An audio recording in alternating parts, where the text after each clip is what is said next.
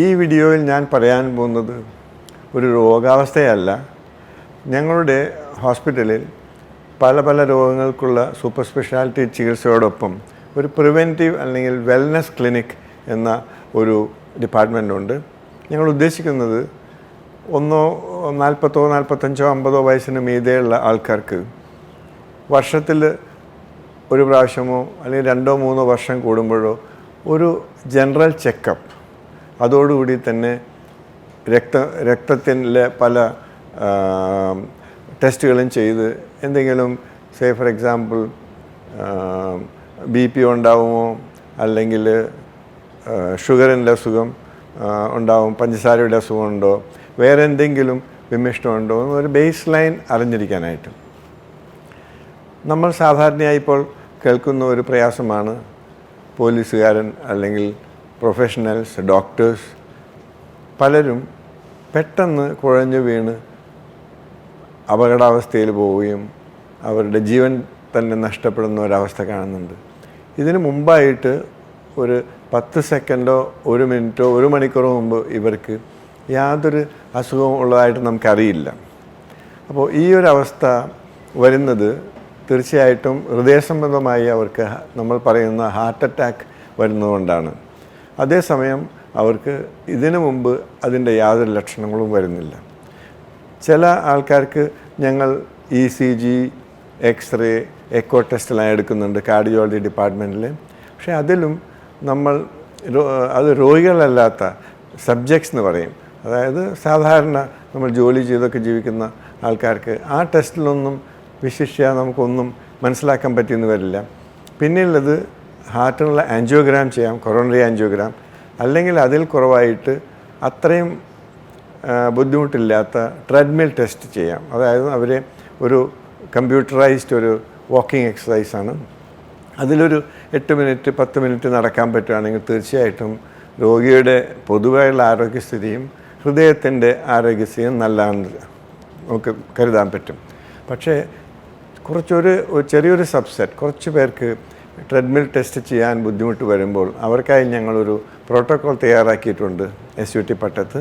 അതായത് 3 അവയവങ്ങളെ സംബന്ധിച്ചാണ് ഈ നമ്മുടെ ലൈഫ് സ്റ്റൈൽ ഡിസീസസ് അല്ലെങ്കിൽ നമുക്കുണ്ടാക്കുന്ന ഹാർട്ട് അറ്റാക്ക്, സ്ട്രോക്ക്, പിന്നെ കാലിലേക്ക് രക്തോട്ടം കുറയുന്ന അസുഖം, പെരിഫറൽ ആർട്ടറിയൽ ഡിസീസ്. ഇതിനെല്ലാം കാരണമായിട്ടുള്ളത് 55, 60 അതിൽ കൂടുതലോ വയസ്സുള്ള, ഒരുപക്ഷെ പുകവലിക്കുന്ന ആണുങ്ങളിൽ, അല്ലെങ്കിൽ പ്രമേഹത്തിൻ്റെ അസുഖമുള്ളത്, അല്ലെങ്കിൽ രക്താതിസമ്മർദ്ദമുള്ള ആൾക്കാർക്ക്, അവർക്കെല്ലാം ശുദ്ധരക്തക്കുഴലുകളിൽ കൊഴുപ്പിൻ്റെ അംശം അല്ലെങ്കിൽ കൊളസ്ട്രോൾ വന്ന് കൂടാൻ വഴിയുണ്ട്. അപ്പോൾ ഞങ്ങൾ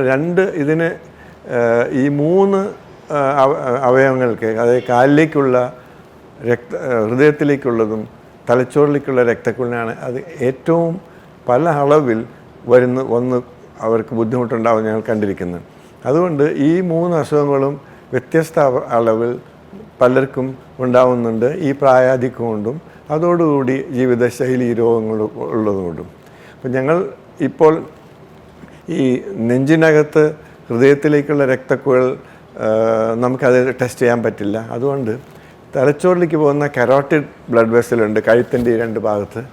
അതിൽ ആ രക്തക്കുഴലിൻ്റെ ഭിത്തി സാധാരണ നോർമൽ റേഞ്ച് എന്ന് പറയുന്നത് 0.6 to 0.9 മില്ലിമീറ്റർ, അതായത് 1 മില്ലിമീറ്ററിലും താഴെ. അതേസമയം 1.2 കൂടുതൽ മില്ലിമീറ്റർ ആ തിക്നെസ് ഉണ്ടെങ്കിൽ അത് ഇതേമാതിരി ഈ ജീവിതശൈലി രോഗങ്ങളും അതെറോസ്ക്ലെറോസിസും കാരണം രക്തക്കുഴലിന് കട്ടി കൂടുതലാണെന്ന് നമുക്ക് തീരുമാനിക്കാം. രണ്ടാമത്തെ, കാലിലേക്കുള്ള രക്തക്കുഴലിൻ്റെ ഘടനയെല്ലാം നമ്മൾ നോക്കുന്നത് കയ്യിലേക്കും കാലിലേക്കുമുള്ള രക്തോട്ടത്തിൻ്റെ പ്രൊപ്പോർഷൻ. ഉദാഹരണമായി 100 മില്ലിമീറ്റർ അല്ലെങ്കിൽ 100 മില്ലിമീറ്റർ 120 മില്ലിമീറ്റർ കയ്യിലെ BP അളവ് കിട്ടുവാണെങ്കിൽ തീർച്ചയായും വിഷമമൊന്നുമില്ലാത്ത ആൾക്കാർക്ക് 100 അല്ലെങ്കിൽ 120 അതിൽ കൂടുതലോ വരെ ഉണ്ടാവാം. അതായത് മിനിമം നോർമൽ 1:1 പ്രൊപ്പോർഷൻ. അതേസമയം അതൊരു 0.4, അതായത് 40% കുറവ് രക്തോട്ടം, ശുദ്ധരക്തം കാലിലേക്ക് ഇറങ്ങുന്നുണ്ടെങ്കിൽ അവർക്ക് തീരെ നടക്കാൻ ബുദ്ധിമുട്ട് വരാം. ഒരു 10, 25 അല്ലെങ്കിൽ 100 അടി നടക്കുമ്പോഴേക്കും അവർ നിൽക്കണം.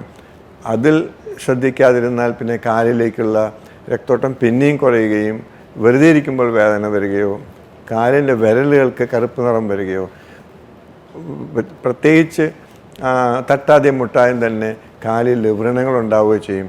ഇതിന് ചികിത്സിച്ചില്ലെങ്കിൽ അത് കാല് തന്നെ നഷ്ടപ്പെടേണ്ട അവസ്ഥ വരും. പക്ഷേ ഈ 0.4 to 0.8 ആ ഒരു ഇടയിലുള്ള ആൾക്കാർക്ക്, ഒരു 0.6 0.7 പ്രൊപ്പോർഷനുള്ള ആൾക്കാർക്ക് അത് അവർക്ക് വലിയ വിഷമങ്ങളുണ്ടാവില്ല. അതും ഈ ജീവിതശൈലി രോഗങ്ങൾ കൊണ്ട് കൊളസ്ട്രോൾ കുമിഞ്ഞുകൂടി ആ രക്തോട്ടം ശുദ്ധരക്തക്കുള്ളിൽ കുറയാനുള്ള കാരണമാണ്. അപ്പോൾ ഈ 1.2 മില്ലിമീറ്റർ കൂടുതൽ തലച്ചോറിലേക്ക് പോകുന്ന രക്തക്കുഴലിൻ്റെ ഭിത്തിയുടെ വ്യാസം ഉണ്ടാവുക, കയ്യിലെയും കാലിലെയും ബ്ലഡ് പ്രഷർ ചെയ്യുന്നു, അതൊരു പ്രത്യേക മെഷീൻ വെച്ചാണ് ചെയ്യുന്നത്.